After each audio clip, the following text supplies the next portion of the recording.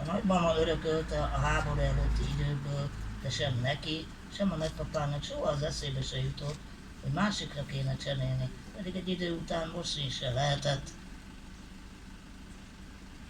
Mert biztos megsillette volna, olyan régóta szolgált, sok helyütt, ahol jobban érte a nap, piszkos sárga lett, és mégsem a leváltásáról szó sem lehetett. A nagyszülei tudták, mennyire ragaszkodik hozzá, minden nap, akár nyár volt, akár tél, akármennyi fényt engedett át, az pontosan ugyanúgy szűrte meg, hiába telt el annyi év, mert akár nyár, akár tél, a fény az ablakon át ugyanazzal a lágy erővel terítette be a szobát, sütött el a szemeihez, gyöngéden járták minden egyes pontot, és ezzel rögtön bemondta egy bizonyos tervbe a szoba egész világát, az ő szobájét, mivel neki külön szoba járt már a születésétől kezdve, hogy a szülei helyett a nagyszülők vállalták őt, külön fénnyel, külön függönnyel, a nagymama és a nagypapa az előszobából nyíló konyha után következő nappaliban éltek, tévéztek és aludtak, neki átengedték a hátsó helyiséget a külön fénnyel, amitől a levegő is más volt, nem csoda, azt is szerette a szobája,